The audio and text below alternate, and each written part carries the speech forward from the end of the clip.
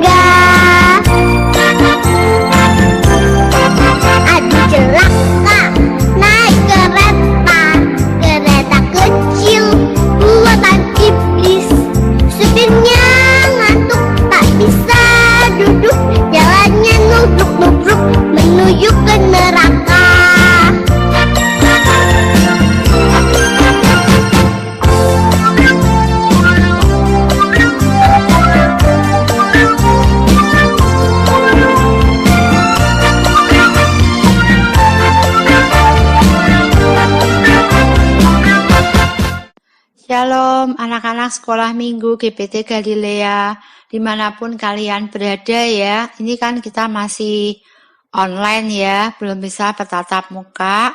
Gimana kabar semuanya? Tante berharap semuanya selalu dalam keadaan yang sehat, selalu dalam keadaan yang gembira dan bersukacita di dalam Tuhan. Anak-anak tetap menjaga protokol kesehatan ya. Rajin cuci tangan, menjaga jarak, juga memakai masker ya. Jadi dimanapun kalian mau pergi, tetap pakai masker. Sebelum firman Tuhan disampaikan, yuk anak-anak kita berdoa terlebih dahulu ya. Mengucap syukur sama Tuhan, masih diberi kesempatan sampai hari ini untuk terus bisa memuji Tuhan, untuk bisa berdoa sama Tuhan Yesus ya. Yuk tutup mata, lipat tangan, kita doa. Tuhan Yesus dan Roh Kudus, terima kasih untuk segala kesempatan yang telah Tuhan Yesus dan Roh Kudus berikan. Sebentar firman-Mu Tuhan akan disampaikan.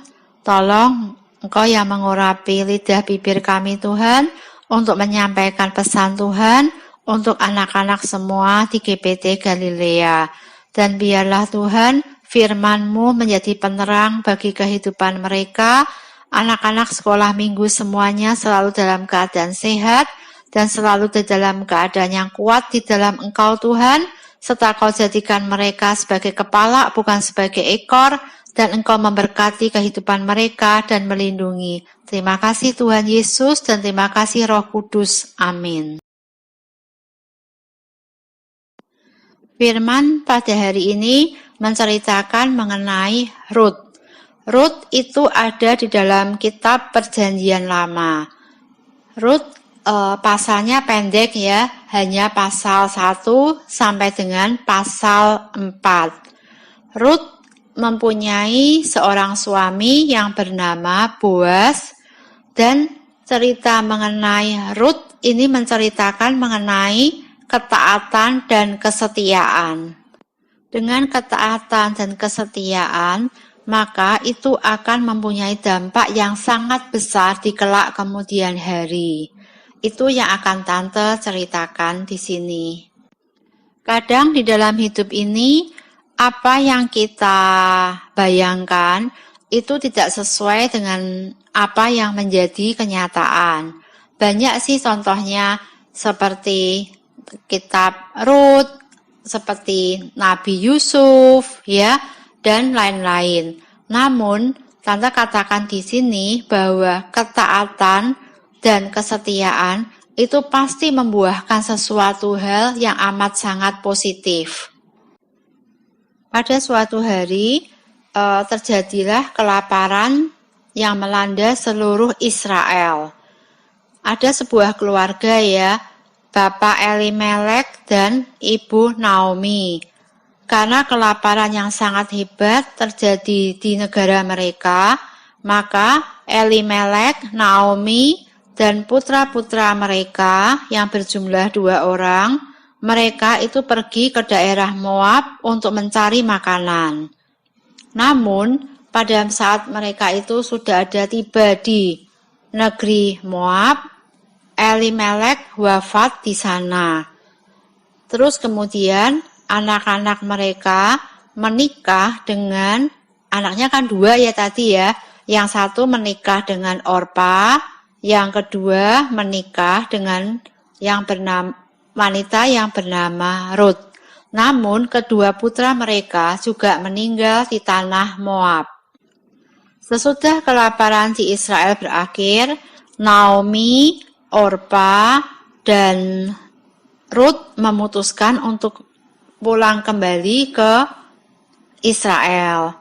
Namun perjalanan itu kan sangat jauh ya, dan akhirnya Naomi berkata kepada kedua menantunya supaya kedua menantunya itu tinggal saja di Moab dan Naomi saja yang pulang kembali ke Israel. Orpa dan Rut mempunyai suatu perbedaan sikap. Orpa akhirnya memutuskan untuk tetap tinggal di Moab, tetapi Rut tetap mengikuti ibu mertuanya pulang kembali ke Israel. Dan pada waktu itu ada di dalam kitab Rut ayat 1, pasal 1 ayat 16. Tetapi kata Rut, "Janganlah desak aku meninggalkan engkau dan pulang dengan tidak mengikuti engkau. Sebab kemana engkau pergi, ke situ jugalah aku pergi. Dan di mana engkau bermalam, di situ jugalah aku bermalam. Bangsamulah bangsaku, dan Allahmulah Allahku. Setelah Ruth dan ibu mertuanya Naomi tiba di Israel sedang musim panen. Naomi menyuruh Ruth memungut bulir-bulir jelai yang tersisa di ladang. Ladang itu adalah milik Boas.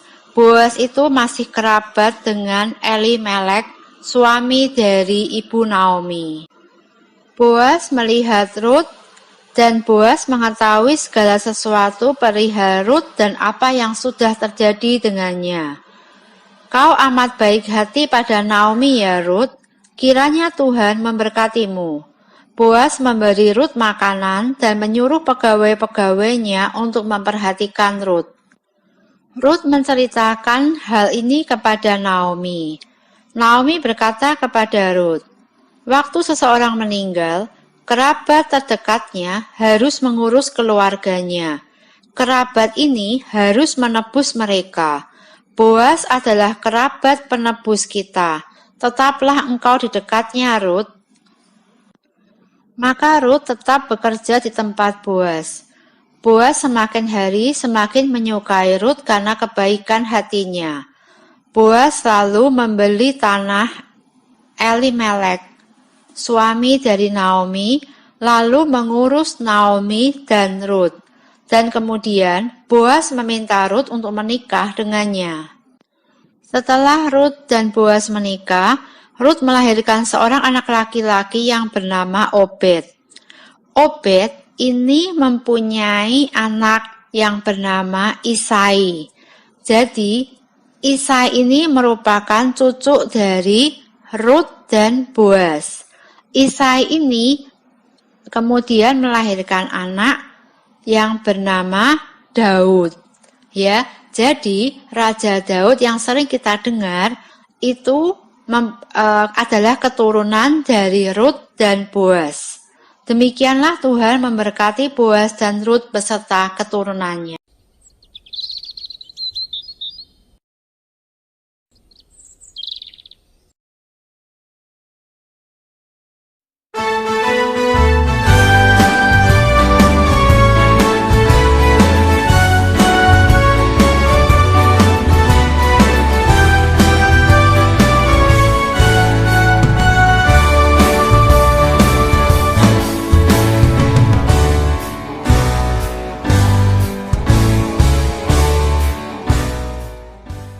Seri Buaro ke-7.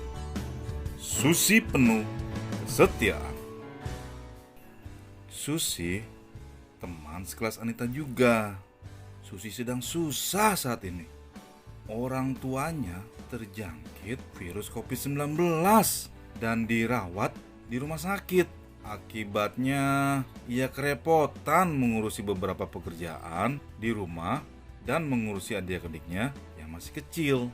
Sekalipun tantenya juga datang dari luar kota untuk membantu Susi. Pekerjaan di rumah membuatnya kelelahan sehingga beberapa tugas sekolah tidak tuntas dikerjakan. Gurunya sudah menegurnya berkali-kali loh, tetapi Susi tidak menceritakan kenapa ia bisa tertinggal. Padahal 3 hari lagi Susi akan masuk ujian tengah semester. Ia benar-benar belum siap. Baru belajar sedikit, adik-adiknya sudah datang memanggil-manggil untuk bermain. 2 hari menjelang ujian, Susi menelpon Anita supaya dapat membantunya dalam hal belajar bersama. Tetapi karena PSBB, maka Anita tidak dapat membantunya. Susi diam-diam mulai berpikir untuk menyontek. Ia takut kalau nilainya akan jatuh. Ia takut hal itu akan berdampak pada kenaikan kelasnya di tahun depan. Susi mulai mengatur bagaimana caranya supaya ia bisa menyontek. Apalagi ujiannya online. Sehingga ia berpikir ada banyak kesempatan untuknya supaya bisa menyontek. Lalu malam harinya ia bermimpi. Di dalam mimpinya, ia melihat dirinya sedang mengerjakan ujian sambil menyontek. Tiba-tiba pintu kamarnya ada yang membukanya, dan guru kelasnya muncul dan menegurnya. "Mengapa anak pintar seperti kamu masih menyontek?" Susi terkejut di dalam mimpi, dan akhirnya ia pun terbangun. Ia berjanji tidak akan menyontek apapun yang terjadi. Beberapa hari kemudian, Susi mengerjakan ujiannya tanpa menyontek. Dan karena ia tak punya cukup waktu untuk belajar, maka otomatis nilainya rendah semua. Guru kelasnya keheranan dan kemudian memanggil Susi. Lalu Susi menceritakan apa yang sedang terjadi. Mendengar cerita Susi, maka guru kelasnya berkata, Susi, Ibu salut sama kamu, Susi. Memang nilai kamu saat ini jelek. Tetapi satu hal yang luar biasa ada di dalam diri kamu, bahwa kamu sekarang adalah anak yang setia. Kesetiaan kamu terhadap perintah Tuhan untuk tidak menyontek kelak akan membuat kamu berhasil dalam segala hal. Dan karena kamu sudah jujur dan juga setia pada kebenaran, maka Ibu memberi kamu kesempatan untuk memperbaiki semua nilaimu melalui ujian susulan bila kamu sudah siap. Susi bersyukur pada Tuhan karena Tuhan tetap menyertainya dalam situasi yang paling sulit sekalipun. Haleluya, puji Tuhan, kata Susi.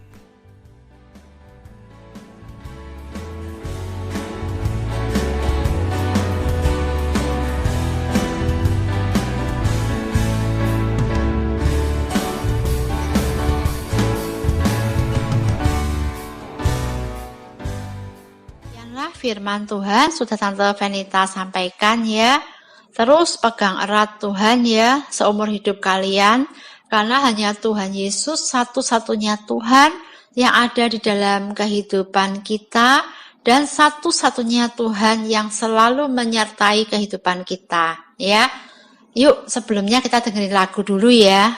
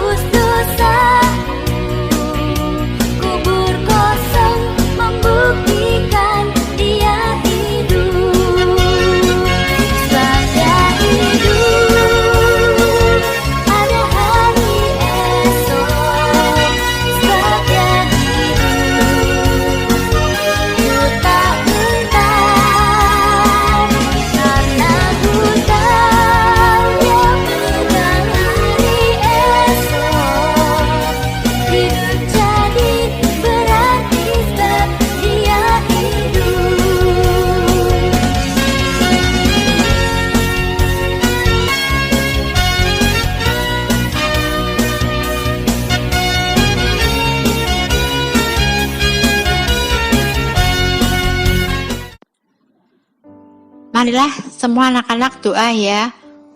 Terima kasih Tuhan Yesus dan terima kasih Roh Kudus. Firman-Mu sudah disampaikan ya Tuhan. Biarlah Tuhan Yesus seumur hidup mereka, Engkau yang pegang mereka Tuhan. Karena dengan Engkau memegang kehidupan mereka, mereka terjamin hidupnya. Seluruh keluarganya juga dijamin oleh Tuhan. Karena satu orang diselamatkan, seluruh keluarga terselamatkan. Terima kasih Tuhan Yesus, terima kasih Roh Kudus. Segala hormat, pujian, kejayaan, kemuliaan adalah bagimu Tuhan Yesus Kristus. Haleluya, amin. Shalom.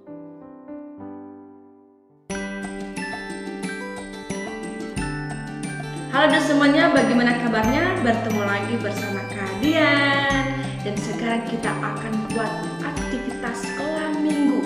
Bagi yang buat aktivitas berarti dia dapat poin. Nah, aktivitas kita seperti ini contohnya. Kakak guru sekolah minggu kemarin sudah bagikan aktivitasnya. Nah, tugas kita adalah membuat seperti ini. Tapi kita akan warnai dulu ininya. Tapi warnanya terserah ada deh. Mungkin ada yang suka warna kuning, merah, hijau, dan lain sebagainya. Oke, terlebih dahulu kita akan mewarnainya.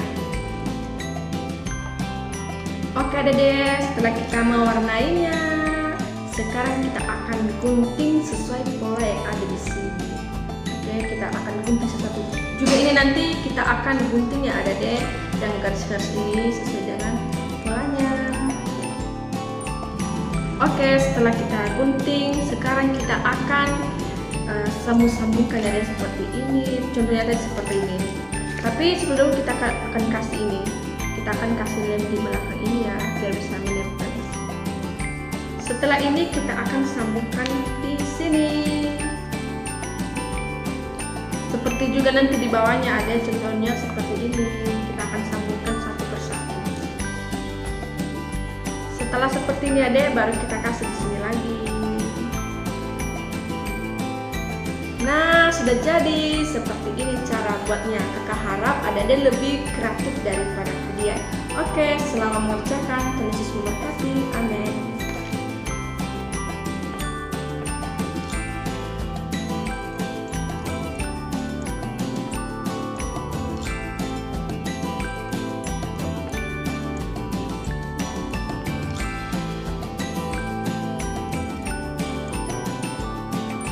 Tuliskan jawaban di kolom komentar atau kirim ke WA ya. Setiap jawaban yang benar akan mendapatkan reward. Nanti bisa ditukar hadiah loh. Jadi jangan lupa untuk tuliskan di komentar ya. Terima kasih.